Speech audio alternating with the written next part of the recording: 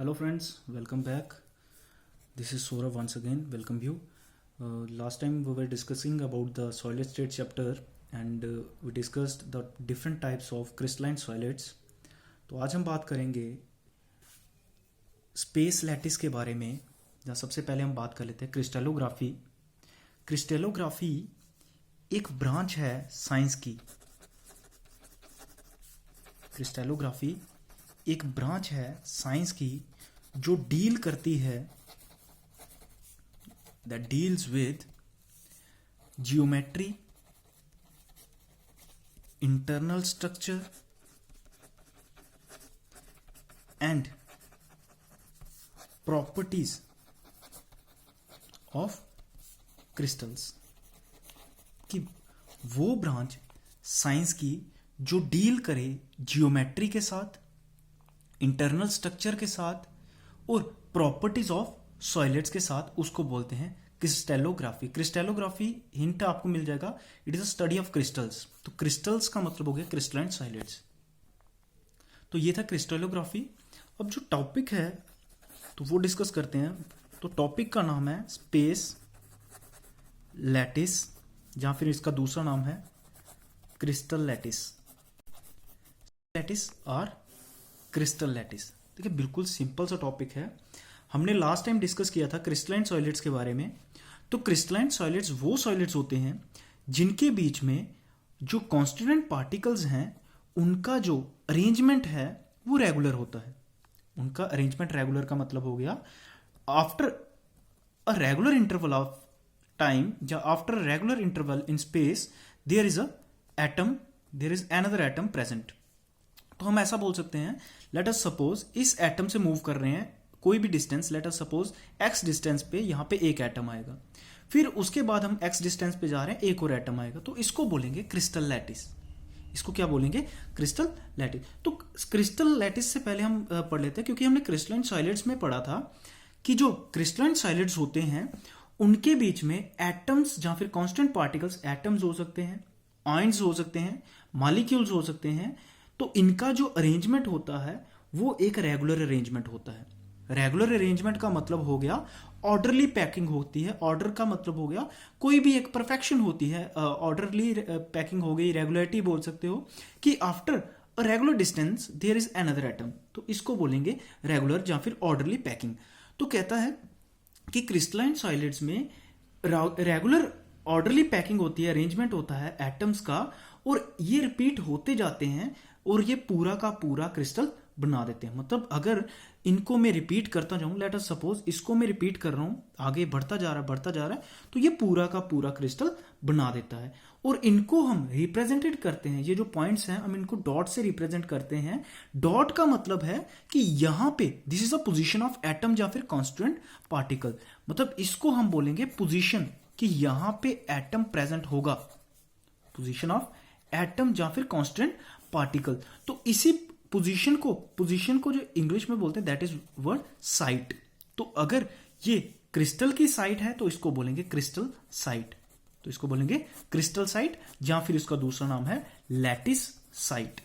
Lattice site. तो lattice site क्या हो गया कि वो पॉइंट्स जो जहां पे एटम्स, मतलब वो स्पेस यहां पे एटम प्रेजेंट होंगे किसी क्रिस्टल में, उसको बोलेंगे क्रिस्टल लैटिस या फिर क्रिस्टल साइट। तो क्रिस्टल साइट का मतलब हो गया, जैसे मैं आपको एक कॉमन सी एग्जांपल देता हूं, आपको जो आप डेली लाइफ में देखते आए हो, आप असेंबली, स्कूल असेंबली होती है, तो आपकी हर एक लाइन में लेट अस सपोज 10 स्टूडेंट्स खड़े हैं, जब 5 स्टूडेंट खड़े हैं, तो हर एक लाइन में लेट अस सपोज मैं 5 लेके चल रहा हूं, बट असेंबली में 20 की लाइन होती है, जब 25 की लाइन होती है, तो 5 की पोजीशन है।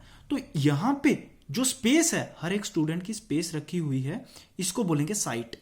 इसको बोलेंगे साइट। तो सेम इज द केस, जो क्रिस्टल में स्पेस है एटम के लिए, जहां पे एटम प्रेजेंट होना चाहिए, उसको बोलेंगे क्रिस्टल साइट।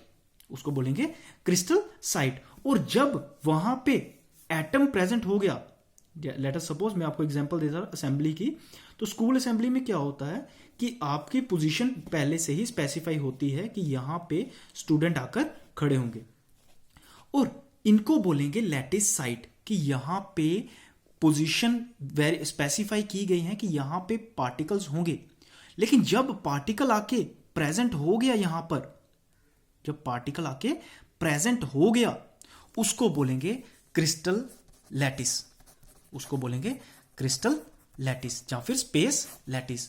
तो क्रिस्टल लैटिस या फिर स्पेस लैटिस का मतलब हो गया कि जब कभी पार्टिकल ने अपनी पोजीशन को ऑक्युपाई कर लिया है, then it is called crystal lattice या फिर स्पेस लैटिस, स्पेस लैटिस। और जब इनकी पोजीशन की बात की जा रही है सिर्फ, तब एटम प्रेजेंट नहीं है, मतलब यहां पे ना ही एटम प्रेजेंट है, ना ही आयन, ना ही मॉलिक्यूल, सिर्फ खाली जगह रखी हुई है, then it is lattice site. Site का मतलब हो गया पोजीशन, साइट का मतलब पोजीशन।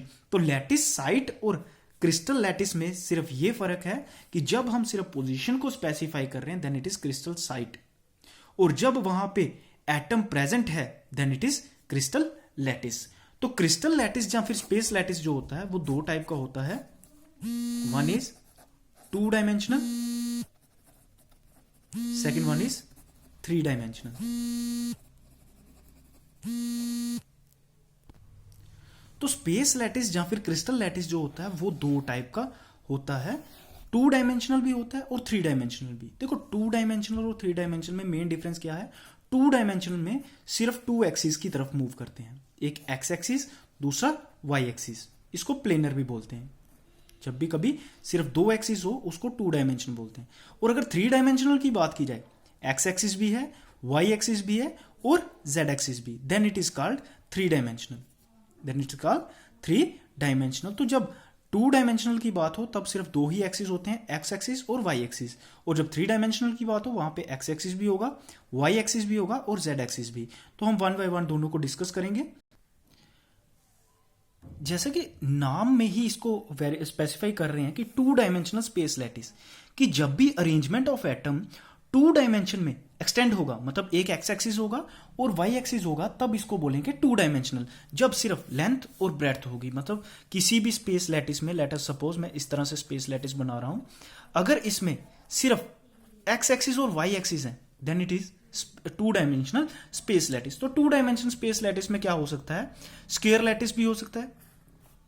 स्क्वायर लैटिस हो गया जब चारों साइड्स बराबर हो और एंगल सारे के सारे 90 डिग्री हो, इसको स्क्वायर लैटिस बोलेंगे।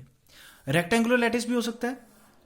देखिए स्क्वायर लैटिस में क्या होता है, साइड्स चारों की चारों बराबर होती हैं, लेकिन रेक्टेंगुलर में क्या होता है, साइड्स जो पैरेलल साइड्स हैं वो इक्वल और इक्वल, अपोजिट साइड जो होती हैं पैरेलल और इक्वल होती हैं, और इनके बीच में एंगल भी कितना होता है, 90 डिग्री। और अगर हम बात करें हेक्सागोनल भी हो सकता है, जितने भी 2 डायमेंशनल पैटर्न होते हैं उनको आप बनाकर दिखा सकते हो कि हेक्सागोनल भी हो सकता है। जैसे आप यहां पे बना के दिखा रहे हो दिस वन, तो ये हेक्सागोनल की शेप में भी बन सकता है, तो 2 डायमेंशनल हेक्सागोनल की शेप में भी हो सकता है। पैरेललोग्राम भी हो सकता है। जितनी भी 2 डायमेंशनल फिगर्स हैं वो सारी की सारी इसमें आ जाते हैं। रोम्बस हो सकता है। तो 2 डायमेंशनल जो स्पेस लैटिस है वो आपके सिलेबस में नहीं है, लेकिन फिर भी आपको पता होना चाहिए 2 डायमेंशनल क्या होता है। जब भी क्रिस्टल लैटिस जो होता है वो एक्सटेंड हो 2 डायमेंशनल स्पेस में, मतलब 2 डायमेंशन में एक्स एक्सिस और वाई एक्सिस में एक्सटेंड हो, then it is called 2 dimensional space lattice. 2 dimensional space lattice में क्या होता है, जो भी ईच पॉइंट होगा, जो हर एक पॉइंट होगा उसको हम बोलते हैं लैटिस पॉइंट, उसको बोलते हैं लैटिस पॉइंट। और अगर यहां पे एटम नहीं है तो इसको बोलेंगे लैटिस साइट, लैटिस साइट। तो होता क्या है, जितने भी पॉइंट होते हैं ये पूरे क्रिस्टल में, ये क्या करते हैं, पूरा का पूरा क्रिस्टल बनाने में हेल्पफुल होते हैं। यही पूरे के पूरे क्रिस्टल को रिप्रेजेंट करते हैं, और इनको स्ट्रेट लाइन से ज्वाइन किया जाता है to depict the geometry of the substance, या फिर सॉलिड की ज्योमेट्री को निकालने के लिए। अब हम बात करेंगे 3 dimensional space lattice. 3 dimensional space lattice. तो 3 डायमेंशनल स्पेस लैटिस में क्या होगा कि अगर ये जो अरेंजमेंट है, अगर तो हमारा 2 डायमेंशनल होता, इस तरह से अरेंजमेंट होता, इस तरह से अरेंजमेंट होता,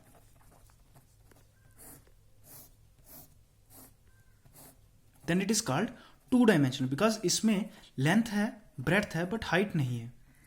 2 डायमेंशन है, तो इसमें लेंथ है, ब्रेड्थ है, हाइट नहीं है।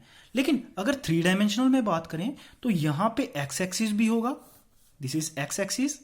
अगर मैं बात कर रहा हूं this is x axis, this is y axis, और इसमें जेड एक्सिस भी है, इसमें जेड एक्सिस भी है। तो इसको 3 डायमेंशनल स्पेस लैटिस बोलेंगे।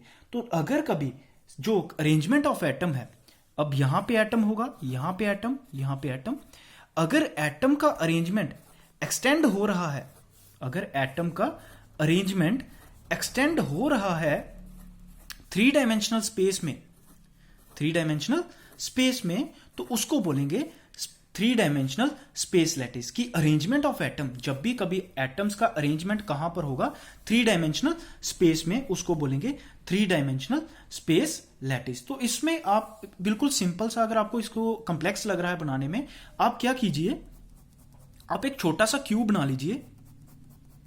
आप एक जब क्यूब बनाएंगे, एक मैं सिंपल सा आपको एग्जांपल देता हूं। आप क्यूब बनाते हैं, लेट अस सपोज ये क्यूब बन गया आपका। अब आप इस क्यूब के साथ एक और क्यूब बना दीजिए इस तरह से।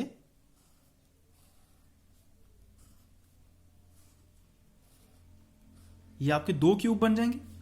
अब आप इसके ऊपर एक और क्यूब बना दीजिए,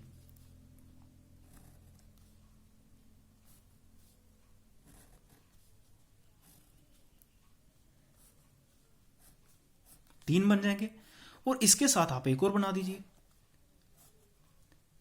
अभी नेक्स्ट टॉपिक में हम यही पढ़ेंगे कि क्या होता है ये। अब जब आप इसको रिपीट करते जाओगे पूरा का पूरा क्रिस्टल बनता जाएगा, 3 डायमेंशन स्पेस लैटिस बनता जाएगा। होगा क्या, आपने एक क्यूब को रिपीट करते गए, आप एक क्यूब को रिपीट करते गए, आपने उसके